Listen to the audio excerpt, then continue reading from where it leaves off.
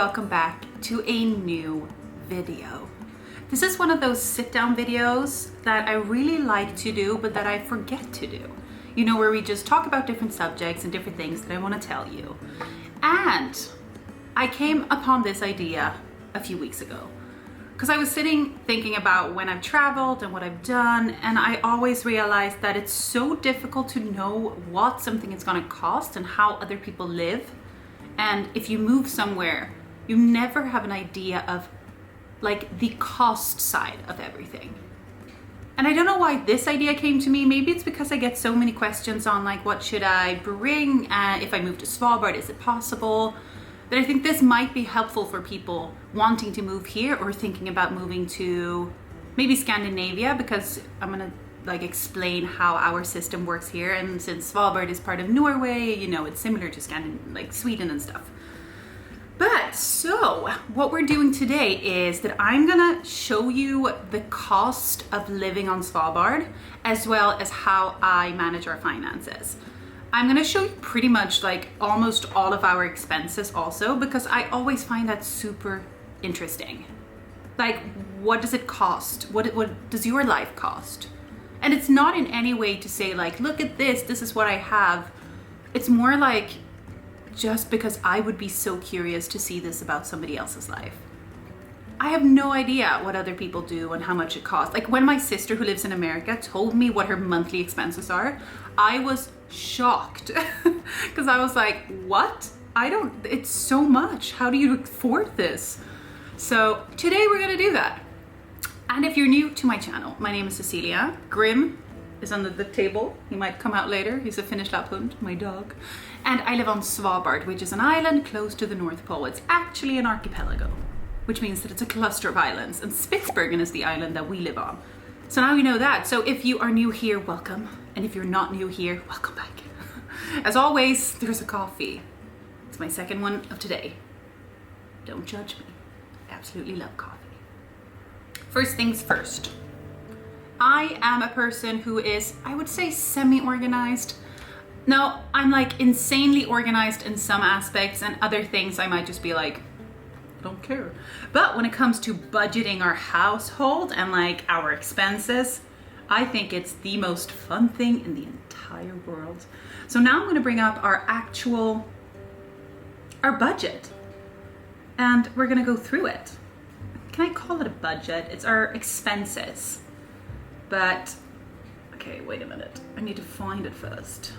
Budget.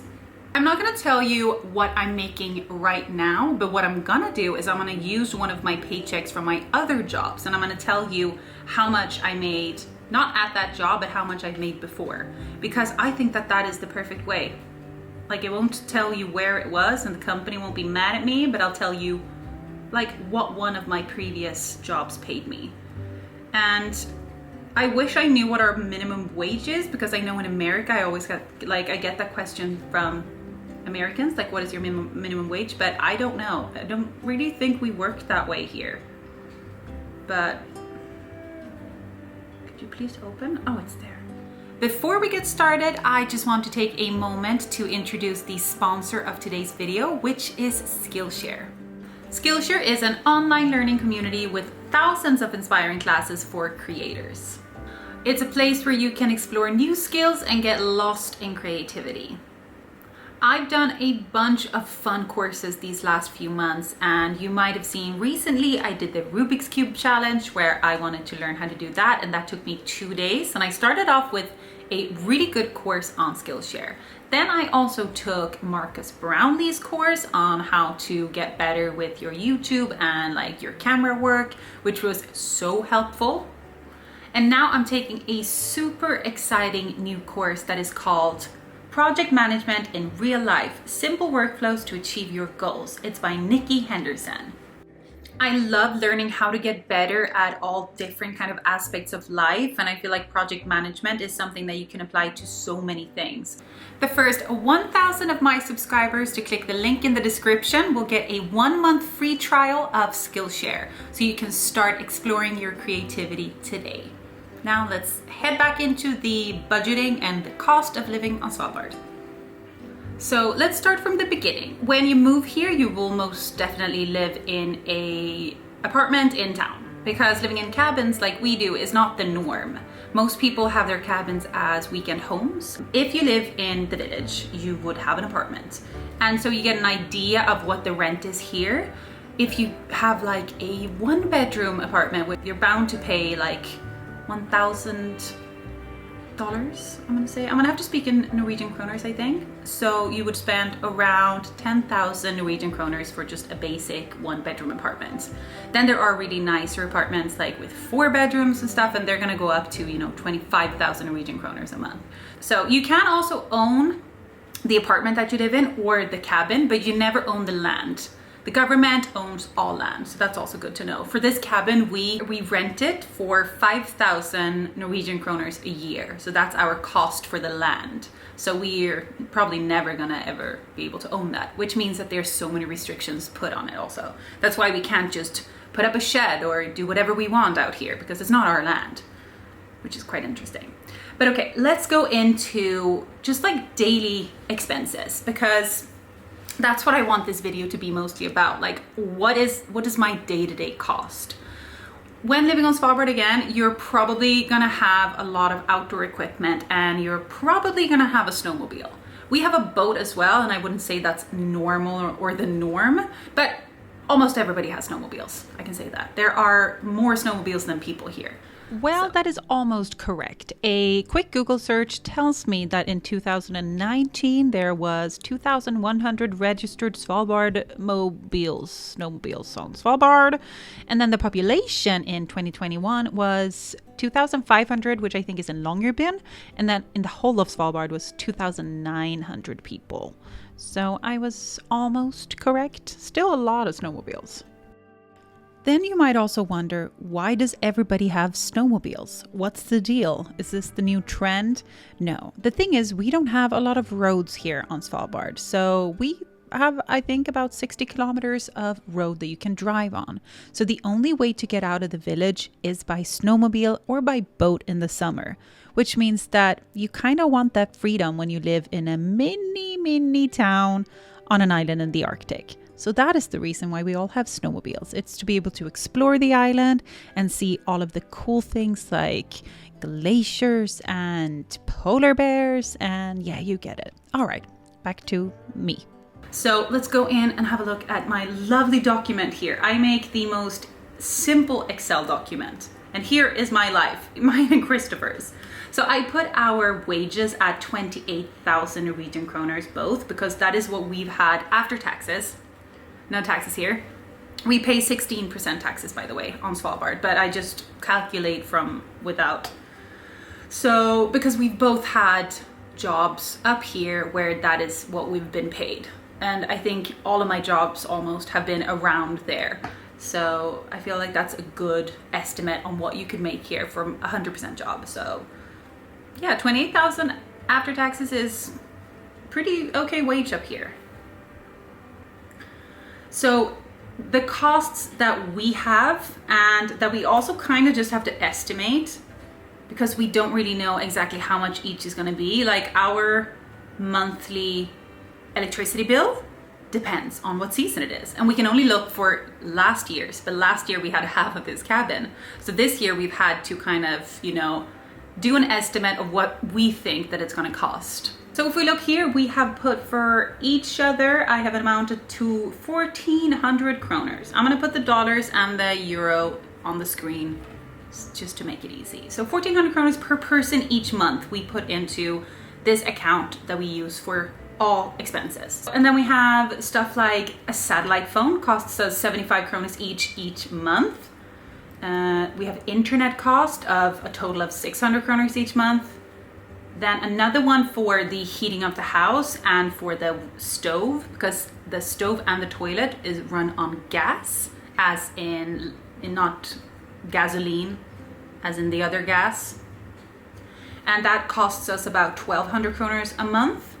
Then we have our boat, so we have to pay for the docking, and that, well, where it's kept in the summer, and to be able to have a boat place. So I calculate everything to monthly costs instead of yearly, because we need to put away monthly for everything to be there for the one-time payment. So that's 400 kroners-ish each month. We also pay to be in the cabin, to be able to rent the remote cabins. You have to be a part of those communities or whatever it's called, organizations. So you pay a monthly fee to be able to rent those. It's very small. It's 150 kroners each month we've calculated it to. Now, the big one, food shopping. Oh my gosh. So this is of course depending on how much you are spending and how much you are wanting to spend. But we've never been able to, both of us, to get under 8,000 kroners a month. Whatever we do, we're never under there. And at some point I just felt like, you know what? Food is expensive here. I don't want to all the time kind of, like, we can afford to put this money into food, and therefore I'm okay with doing it. Before we had a smaller budget for food, so we had to think about it a bit more. But now I feel like, you know what, we can actually afford this, so I'm okay with us spending this money on food. Well, we are, but I'm just the budgeting master at the moment. I just budget both of our lives. But also here is interesting to know is that I'm paying a lot more for food than Christopher is, because I am actually earning a bit more money. So we both think that you should pay like according to what you earn. So I'm paying a lot more for food to balance our wages. So I'm paying 9,000 kroners a month for food, and Christopher is paying 2,000 kroners. So in total, we've put away 11,000 kroners for food. And I think why it's also a lot higher this time of year is because, well, now, is because we're going on cabin trips. And to go on cabin trips, we have to buy food for each trip, kind of, because you have to be able to pack it, you have to plan it, it's different kind of breakfasts and stuff. So, and also you do like to bring good food when you go away on a cabin trip. It's kind of part of the whole thing. You go to a remote cabin, you hang out, you drink coffee, you eat nice meals in the middle of nowhere in your little cabin. So yes. Then we have a loan on the cabin. So we have a partly mortgaged cabin, which is not weird, because a lot of people always also ask, like, how can you afford the cabin? But I mean, we didn't buy this cash. We didn't build it cash. We bought it with an amount of cash to be able to buy it, because you have to have, what, 15%? But we also have a mortgage, just like anyone else, with a completely fine, what's it called? Renta. I'll put it in. So yeah, so we have a mortgage payment here. Then also we have an extra account in our bank. We called it cabin account, where it's just, we put in extra money if something ever were to happen that we need to use, because it's out of the budget, anything that we would need urgently to buy for the cabin. So just to do with the cabin. And we put away 1,000 kroners each. And then I put in my car, how much I use for diesel each month, which is, I barely do 2 tanks. So thankfully it's very cheap here. Well, it's cheap comparing to, you know, Norway. So I can put away 1,200 kroners, and that's for 2 tanks, and that will keep me going. Then I have my insurance of Grim, which is 150 kroners per month. And if we look at all of these expenses, so in total I have 18,415 kroners each month that I pay in expenses, and that is for snowmobiles. Oh no, it's not even. Okay, that's just the first, that's just food and keeping the house going. And Christopher has 10,000. We each put away some money for our savings account, because that's very good. I am a person who loves to save money. So we pay all of our insurances, and this is the most interesting part for me, I think, because this is what differs from a lot of different places, I think. First of all, we don't have a health insurance. I don't have to pay anything monthly. I am covered by just living and working in Norway, and my taxes is paying that. So health insurance is free. And the only thing that I would have to pay for is like a dental care. I think it's free up until you're 18 or something, or 20. And then you have to pay for dental. But I also love going to the dentist, so I only have to go once every 2 years now. And that's like 1,000 kroners each time. So thankfully I don't have any issues, and that's not a big problem. So I don't budget that in. I just take it as it comes, you know. But so what we have is, we have our new boat costs us in insurance 1,000 kroners each month in total. Then we have our house, which costs about 300 kroners each month. And that's for the cabin and the kind of insurance for everything. Then I have a payment for my gym, I think. No, what is this? Oh, it's for playing badminton. I have to play, it costs me 121 kroners a month, guys. My car is quite expensive. It costs me 922 kroners a month. My snowmobile is 476 kroners a month. And then I pay for my gym 125 kroners a month. Now that is a very good deal. 125 kroners a month. So this is what we put away because we pay this yearly. So we pay at the start of January, we pay like 60,000 kroners or something in insurance, which for two people, if you divide it up, is not more than about 2,000 kroners each for all of our insurances, for all of our stuff. And that's snowmobiles, you know, everything. So in total for our life, for my life, it costs me 20,600 kroners monthly, which I feel like is a lot. But I have a lot of things. I could take away, if I wanted to take all of my expenses down and not pay this, I would take away, you know, the boat, the car, everything. But that's not how life is up here. That's just the way it is. And Christopher pays 14,600, and that is because we have the difference with the food and everything. So I'm really curious if this is more or like less what you would think that my life costs me. I think that $2,000 a month, like counting in dollars, isn't bad at all because I get so much for it, you know? And also there's, of course, extra expenses on this that I haven't put in there, which I probably should, but I'm not that strict, but you know, it's not fun to be strict, but it's also very fun to be organized. So yeah, that was basically all of our expenses. I mean, I feel like we're organized. I would recommend anybody to just get do an Excel like this and just write it all down. And then of course, if I actually think about it, there's so much more that I haven't put into this, but again, if it's, this is what I mean with I'm super organized on some things and then I'm like, I didn't put everything in here. I probably should put streaming services in there. It's gonna be like 500 kroners a month for the total of us. Maybe I should do that. But that's like, I don't even know, yeah, okay, maybe I should do that. Once I actually wrote down a whole list of all subscription services I was on and took away some. Because suddenly, you know, you have 4 different streaming services and they're just being paid, but you're not using them. So right now we only have 2.